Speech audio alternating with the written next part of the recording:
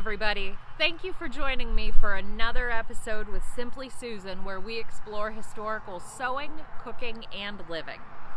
Today I am in the old Church Hill Cemetery in Juniata County, and I am here because one of the things that I do is I am very interested in genealogy and family history research. Through my genealogical studies and findings, I was able to trace my lineage that I am now a member of the Daughters of the American Revolution.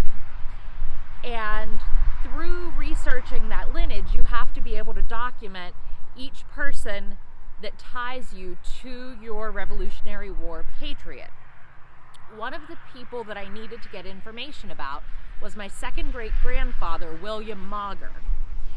When I was attempting to find his birth dates and death dates, I had a lot of difficulty because the records simply weren't there from the mid-1800s. So you turn to church and cemetery records. His gravestone was so completely covered with some type of black growth, moss, mold, something, that it was practically illegible. Because I found that, and I saw that such an interesting person, and I'll talk more about him, an interesting person's stone that was one of my direct ancestors was so badly neglected and not cared for, it made me do further research into what I could do to try to preserve and clean his stone. So William Mauger is my second great-grandfather. He was born in 1840 and he died in 1880. William Mauger served in the Civil War for the North, for Pennsylvania. He lived in Juniata County for the vast majority of his life. And William Mauger, through his Civil War service, he was actually captured as a prisoner of war. He was shot 2 times. He was in the Battle of Gettysburg, and his unit was in the Battle of Antietam. Mr. Mauger, however, missed that, as he was still a prisoner of war at that point. So William Mauger, my second great-grandfather, lived through the bloodiest battle of the entire Civil War, which was Gettysburg, and he just narrowly escaped being part of the bloodiest day of the entire Civil War, which was Antietam. So it's just a very interesting story. He's a very interesting man, and whenever I saw his stone in such a poor state of repair that it was just overgrown, that you couldn't even read it, it really made me want to look into what I could do to honor my ancestors. Now, a lot of the research, and again, anything that I do with caring for my specific family's stones, please do not think that this is set in stone gospel how-to kind of video. This is just what I do. This is what I've found to be the best for me. There are a lot of different groups that you can look at for more information for how to maintain your specific kind of stone. There's a product called D2.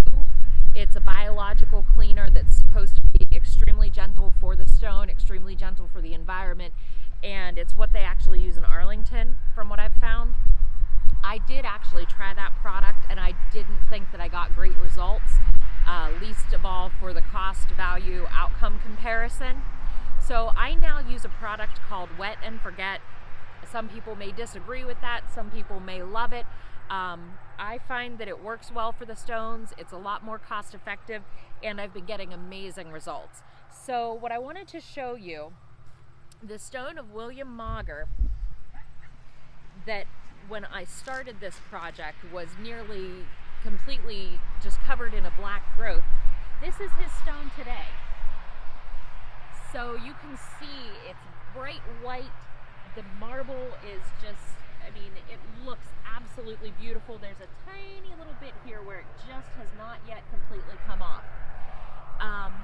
We are in the end of October, and I just wanted to come out to all of the graves that I work on and check in on everybody and give them one last cleaning before winter comes. I have a soft bristled plastic brush, and I just kind of brush over, and if there's any residue from birds or whatever. Just kind of brush that off the best that I can.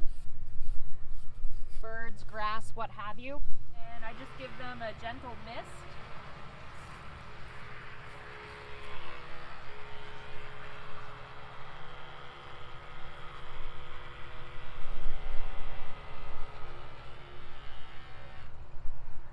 And that's what I do. Today, through our travels across Juniata and Perry County, we are going to travel to 6 different cemeteries, and we are going to work on maintaining approximately 30 different graves. I will tell you who we are seeing as we go to each stop. But yeah, this is basically the project that I've been working on actually for probably about 3 years now, to get these stones up to where they're at. Once they're in really good shape like this, I try to come out and check in on everybody about 2 or 3 times a year, but I usually only spray them with the cleaner once a year, once they're in really good shape. So thank you for joining me for this little bit of family history, and I hope you enjoy the rest of the day as we travel around and maintain some family graves.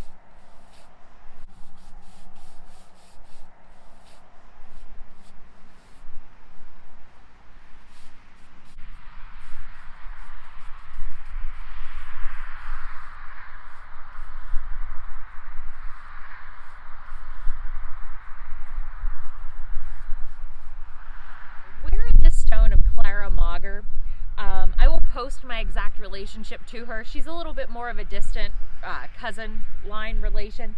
But Clara was a stone that I started working on after I did some research and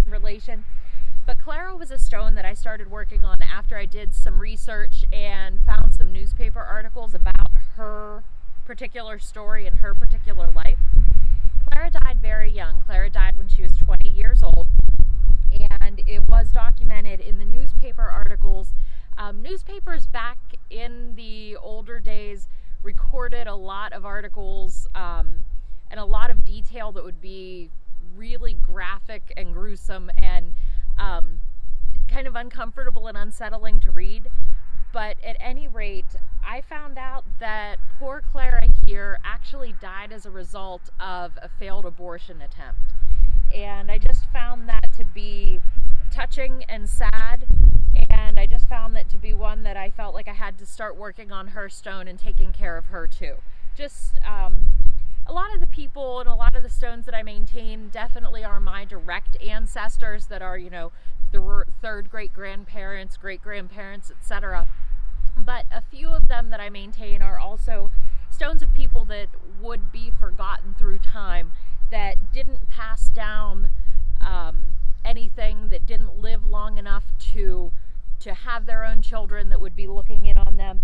And I just kind of think it's important to commemorate these people and let them know that their lives mattered and that they do matter to me, and that I will check in on them and take care of Clara and take care of some of the other stones and people like this in my family.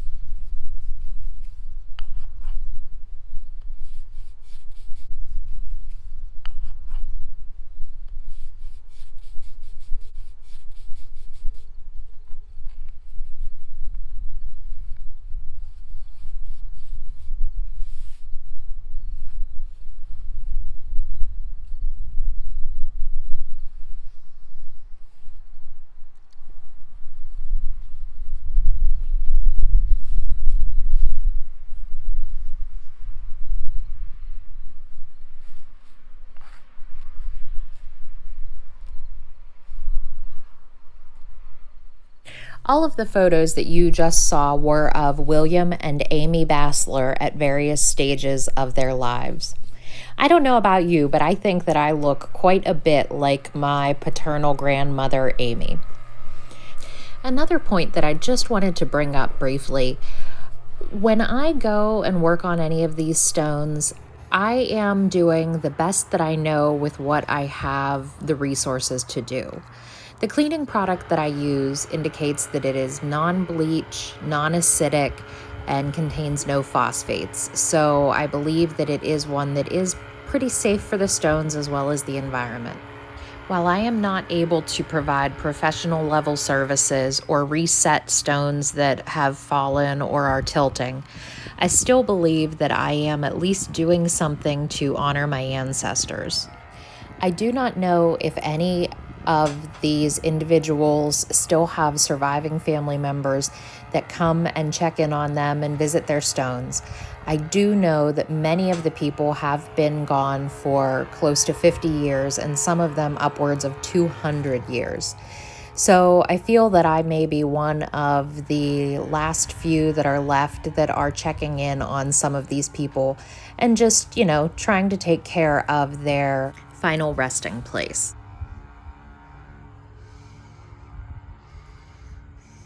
While we're here at this cemetery, I'd like to just take a small minute to talk about these stones.